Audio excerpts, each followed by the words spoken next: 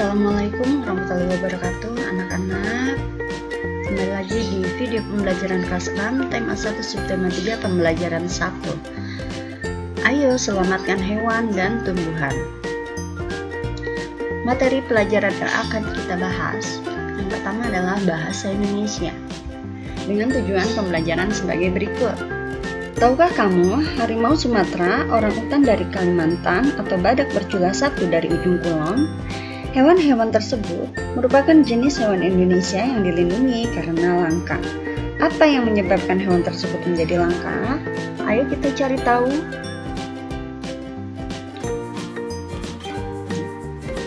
Perhatikan dua gambar berikut. Apa yang terjadi dengan hutan tersebut apabila dijadikan perkotaan? Bagaimana dengan nasib hewan-hewan yang hidup di hutan? Di mana hewan-hewan tersebut akan tinggal jika hutan telah musnah?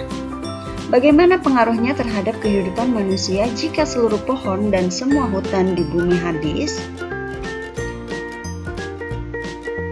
Indonesia merupakan negara kepulauan yang kaya akan beragam jenis hewan dan tumbuhan. Setiap pulau di Indonesia memiliki hewan yang unik dan menjadi ciri khas pulau tersebut. Komodo di Kepulauan Nusa Tenggara Timur merupakan salah satu contoh hewan langka yang dilindungi oleh dunia internasional. Pulau Komodo secara resmi diakui sebagai salah satu dari tujuan keajaiban dunia. Pulau ini menjadi sebuah taman nasional yang dikagumi oleh masyarakat dunia. Taman nasional banyak terdapat di Indonesia, seperti Taman Nasional Tanjung Puting di Kalimantan yang melindungi orangutan.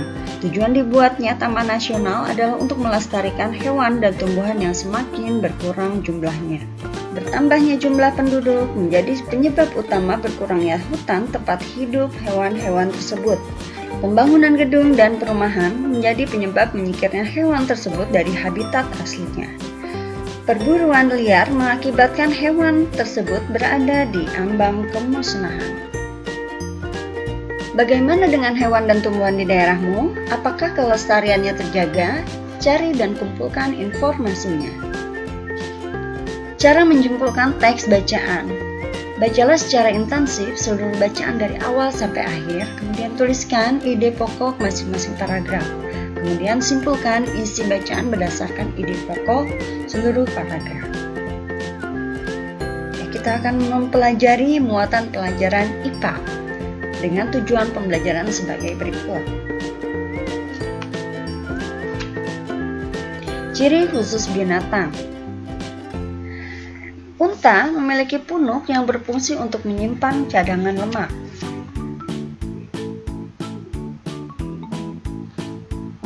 Kuda memiliki sepatu di keempat kakinya yang berfungsi untuk melindungi kaki kuda agar tidak sakit saat berjalan atau berlari. Punggung kuda diakui sangat hebat sebab bisa mengangkut beban.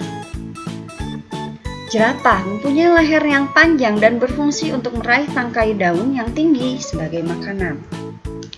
Gajah memiliki gading yang berfungsi untuk pertahanan diri, kemudian belalai berfungsi untuk mengambil dan menyedot air dalam makanan, dan telinga yang besar berfungsi untuk mendengar dan peringatan akan adanya bahaya. Carilah informasi tentang satu jenis hewan yang menjadi ciri khas di wilayah tempat tinggalmu. Lakukan investigasi untuk mengumpulkan fakta-fakta tentang hewan tersebut dan tuliskan dalam bentuk laporan. Habitat adalah tempat suatu makhluk hidup tinggal dan berkembang biak. Populasi adalah sekumpulan makhluk hidup, manusia, hewan, atau tumbuhan yang memiliki karakteristik yang sama, yang hidup pada waktu yang sama dan di tempat yang sama juga. Cara pelestarian hewan ini adalah melestarikan habitat hewan, melarang perburuan dan perdagangan hewan, dan melakukan penangkaran hewan langka. Muatan pelajaran selanjutnya adalah IPS dengan tujuan pembelajaran sebagai berikut. Simak teks berikut ini. Kawasan Asia Tenggara merupakan wilayah yang luas perairannya lebih besar dibandingkan dengan luas daratan. Keputusan-keputusan terkait permasalahan kelautan banyak dibahas oleh sebagian besar negara-negara ASEAN. Negara-negara di kawasan Asia Tenggara mempunyai sistem pemerintahan yang berbeda-beda, namun pada dasarnya semua berbentuk republik, kecuali Thailand, Kamboja, Laos, Malaysia, dan Brunei Darussalam yang berbentuk kerajaan. Sebagian besar mata pencaharian penduduk di Asia Tenggara adalah bercocok tanam. Oleh sebab itu, kerjasama di bidang produksi hasil pertanian dan perkebunan dibahas bersama di Bali pada tahun 2003.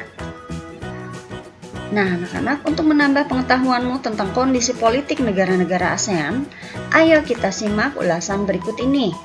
Indonesia merupakan negara dengan luas wilayah terbesar di Asia Tenggara.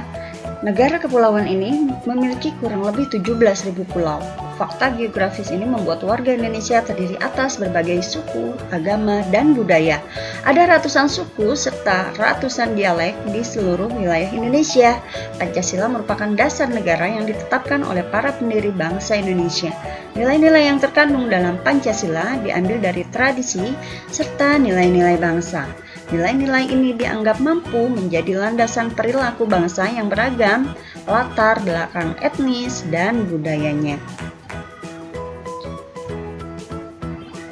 Brunei Darussalam.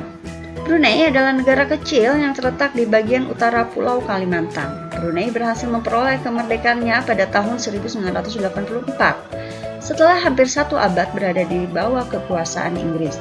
Saat ini Brunei merupakan negara yang pendapatan per kapitanya tertinggi di kawasan Asia Tenggara. Sistem pemerintahan Brunei berbentuk kesultanan Islam yang dipimpin oleh Sultan. Kamboja. Luas wilayah Kamboja tidak besar. Wilayah Angkor merupakan pusat pemerintahan Khmer. Kekaisaran ini menguasai sebagian besar daratan utama Asia Tenggara di abad ke-9. Sampai dengan abad ke-23. Bangunan peninggalan Kekaisaran Khmer yang sangat terkenal adalah Candi Angkor yang juga dijadikan lambang di bendera negara Kamboja. Laos. Nenek moyang penduduk Laos berasal dari Cina Selatan. Pada tahun 1353, penduduk Laos dipimpin oleh Phangul yang menyebut wilayah yang dipimpinnya sebagai Kerajaan Sejuta Gajah. Kerajaan besar ini bertahan hingga tahun 1700-an, sampai akhirnya terpecah belah. Sekitar tahun 1800, sebagian besar Laos dikuasai oleh Siam. Kemudian Prancis mengambil alih dan memerintah di sana tahun 1893. Pada tahun 1893, Prancis mengambil alih kekuasaan. Pada tahun 1954, Perjanjian Geneva menetapkan Laos sebagai sebuah negara yang bebas dan netral. Perang saudara masih berkecamuk antara pasukan yang setia kepada pemerintah melawan gerilyawan komunis Pathet Lao. Malaysia. Tahun 1400-an, wilayah di Selat Malaka mulai dikenal sebagai pusat perdagangan. Sejak saat itu, wilayah tersebut menjadi daerah yang diperebutkan. Tahun 1511, Portugis berhasil menguasai Malaka.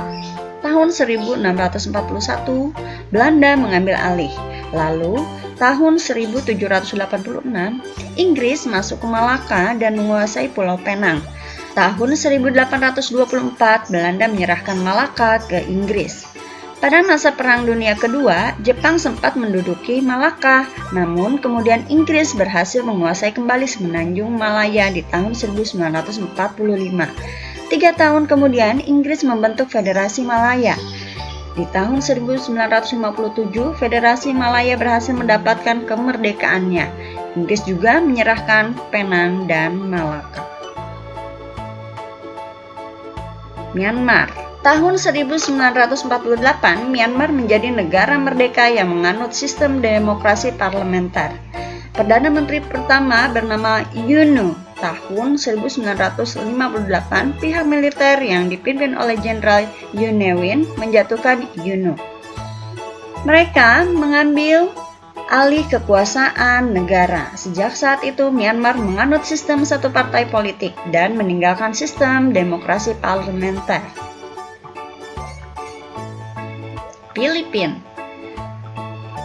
Nama Filipina berasal dari Philip II, Raja Spanyol di abad 16 saat Filipina dikuasai Spanyol pada tahun 1898. Spanyol menyerahkan kekuasaan atas Filipina ke Amerika Serikat setelah Perang Spanyol-Amerika. Di tahun 1935, Filipina sudah memiliki pemerintahan sendiri, namun kemerdekaan mereka tertunda oleh Perang Dunia II dan serangan dari tentara Jepang. Hingga akhirnya tentara Amerika Serikat berhasil membebaskan Filipina pada tahun 1944 sampai 1945. Negara Republik Filipina diproklamasikan pada tanggal 4 Juli 1946 yang dikenal sebagai Hari Republik. Singapura adalah wilayah terkecil di wilayah Asia Tenggara. Jumlah penduduknya paling sedikit, namun Singapura dapat menjadi negara yang paling maju. Hal ini tidak lepas dari peran Lee Kuan Yew, pendiri dan Perdana Menteri pertama Singapura. Ia memegang jabatan Perdana Menteri selama 7 periode berturut-turut. Selama masa kepemimpinannya, Lee Kuan Yew melakukan banyak perubahan. Ia dapat membangkitkan semangat bekerja warga Singapura untuk mewujudkan Singapura maju. Singapura tidak saja maju di antara negara-negara wilayahnya, namun juga di antara negara-negara di dunia. Sampai hari-hari terakhirnya di tahun 2015, Lee Kuan Yew terus berbakti menyumbangkan pemikirannya kepada Singapura. Thailand adalah satu-satunya negara di Asia Tenggara yang tidak pernah dijajah. Dahulu dikenal sebagai Siam. Thailand sendiri memiliki arti tanah kebebasan sejak 1932. Thailand menganut sistem monarki konstitusional yang dipimpin oleh seorang raja. Raja kemudian memilih Perdana Menteri dari anggota Dewan Perwakilan. Thailand mulai dihuni oleh manusia diperkirakan pada 2000 tahun sebelum Masehi. Hal ini diperkuat dengan ditemukannya situs arkeologi di Ben Siang. Vietnam merupakan sebuah negara sosialis yang dipimpin oleh Partai Komunis Vietnam. Presiden merupakan kepala negara yang sekaligus menjadi pemimpin militer. Perdana Menteri dipilih untuk menjalankan pemerintahan. Penduduk awal Vietnam berasal dari lembah Sungai Merah sekitar 5.000 tahun yang lalu. Mereka bertahan sampai sekitar 207 sebelum Masehi. Mereka ditaklukkan oleh seorang pemimpin Cina yang membentuk kerajaan bernama Nam Viet. Baiklah anak-anak, sampai di sini pembahasan materi kita hari ini. Tetap semangat, jaga kesehatan, kurangi aktivitas di luar rumah ya anak-anak. Wabillahi taufiq wal hidayah. Wassalamualaikum warahmatullahi wabarakatuh.